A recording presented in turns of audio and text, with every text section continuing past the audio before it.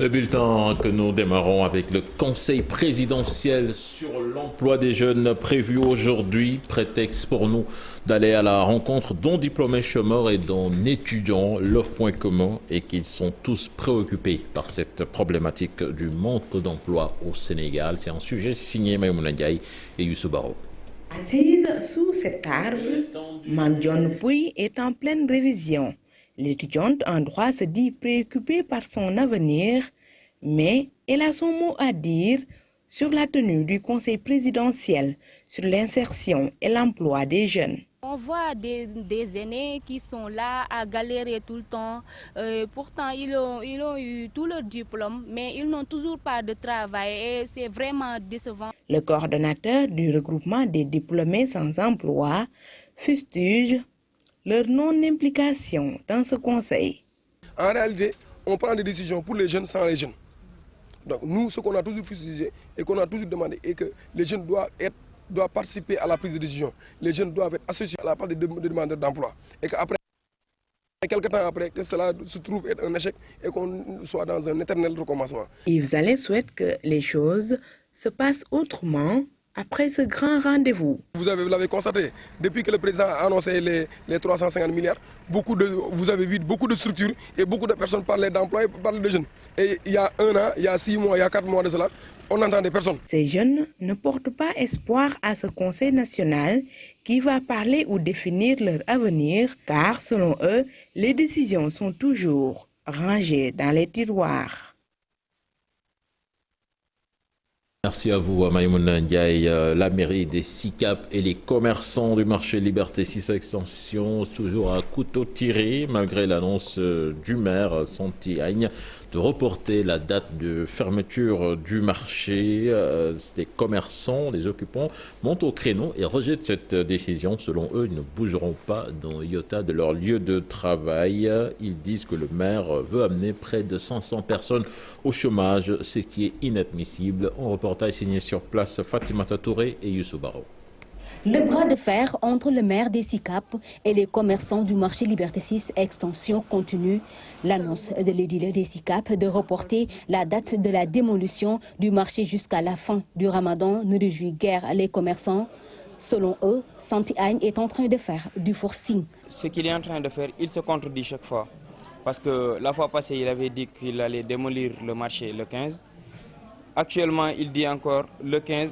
On va s'attendre jusqu'à des 15 qui vont jamais terminer, jusqu'à ce que lui-même il dégage. Et on est plus déterminé qu'à jamais de rester dans ce marché et de défendre nos droits. Pour les commerçants, la démolition programmée du marché ne rime pas avec l'ambition du chef de l'État envers les jeunes. Dans ce marché, il y a plus de 400 voire même 500 jeunes qui sont là. Donc si la démolition, on verra donc des jeunes qui seront au chômage, chose qui n'est pas normale. On lance un appel solennel au président de la République de venir soutenir les jeunes de Liberté 6 Extension. Devant cet état de fait, ils sont plus que déterminés à défendre leur patrimoine. Donc on est prêt même à donner notre vie, parce que notre vie c'est le travail. Pour rappel, le marché devait être fermé le 15 avril dernier, mais après plusieurs interventions, le maire des SICAP s'est rétracté. Les commerçants se disent prêts pour la confrontation si Santy Agne persiste dans sa volonté de démolir le marché après le Ramadan. Le marché sera bel et bien démoli après le Ramadan et aucune dérogation n'est envisageable, fait savoir l'édile Santy Agne. Il tient à préciser que ceux qui sont sur la défensive sont une minorité et nul ne pourra le détourner de ses objectifs. Nous l'écoutons toujours au micro de Fatimata Touré et Younous Diatta. Il n'y a même pas matière à discuter de ça. On va le démolir, on va le reconstruire. S'il plaît au bon Dieu. Et tous ceux qui sont venus nous donner leur titre de propriété seront relogés. Et d'ores et déjà, ils auront leur contrat. Et sur le plan, ils auront leur emplacement. Ça, au moins, c'est un engagement que nous prenons. Par contre, ceux qui disent qu'ils n'ont jamais été... ils n'ont jamais été contactés, que nous avons pris une décision d'autorité, grand bien leur face. Et moi, je viens de vous montrer que c'est un processus qui a abouti à ça. L'étude qui a été faite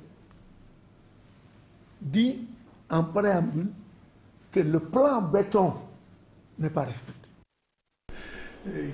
Voilà, c'était le maire Santi Agne, la police qui a un nouveau directeur général. Il s'agit de Seydi Bokar Yag. Il remplace à ce poste M. Ousmane Sy, appelé à d'autres fonctions. Une information annoncée hier en Conseil des ministres. La question écrite au ministre de la Santé, elle est à l'initiative de la députée Mariam Soda-Ndiaye à propos de la situation désastreuse à l'hôpital régional de Kolda. Son gynécologue depuis décembre 2020. Nous l'écoutons et s'explique au micro de Chérifia. Depuis plus de 6 mois, l'hôpital régional de Kolda n'a pas de gynécologue et parfois il arrive que des évacuations sanitaires se fassent dans d'autres établissements plus proches et ayant ces spécialités-là.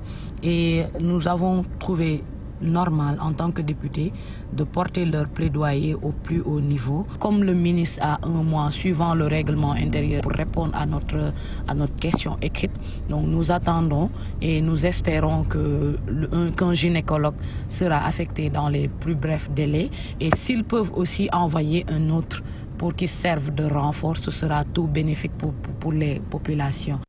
Voilà une première pour le Jaraaf de Dakar, qualifié hier pour les quarts de finale de la Coupe de la Confédération africaine de football grâce à sa victoire face à l'Étoile sportive du Sahel. 1-0, but marqué par Youssou Paye, un succès qui conforte sa première place du groupe avec 10 points.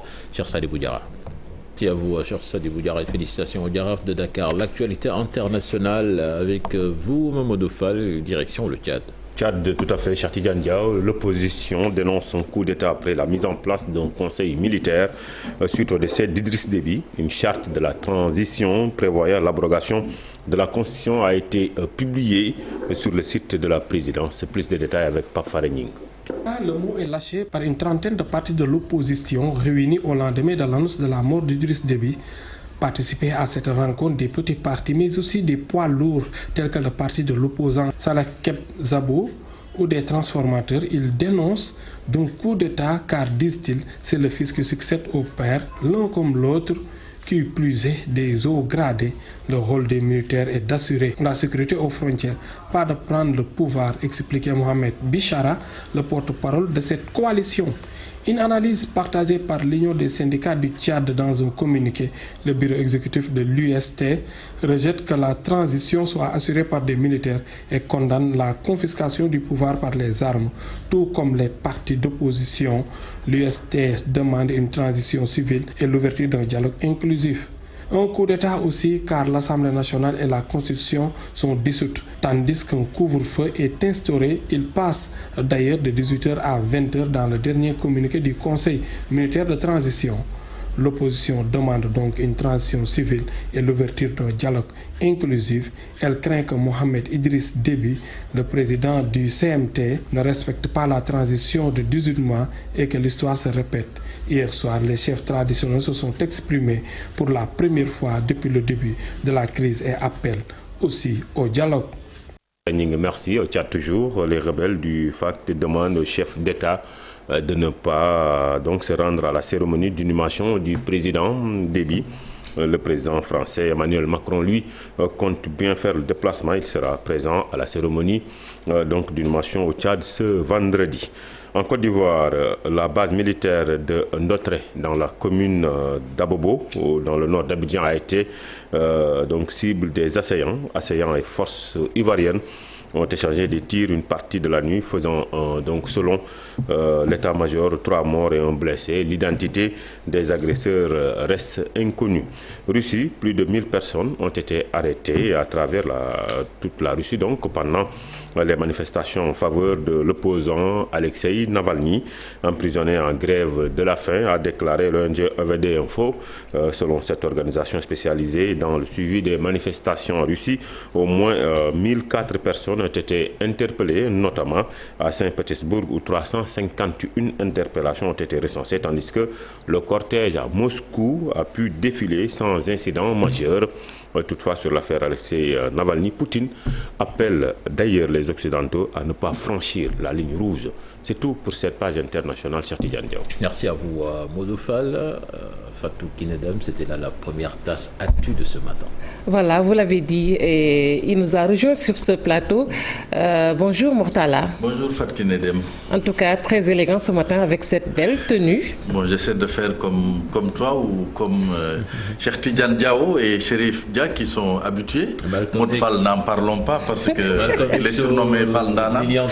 Fall Ndana ou bien l'autre nom encore. Comment on le surnomme encore? Non, je ne vais pas le dire sur le plateau. Oui, on va garder ça pour tout à l'heure. D'accord. Okay, d'accord. De toute façon, féliciter Mortala qui est nouveau papa. Hier, on l'a félicité. Ah, machallah, ça je ne savais pas.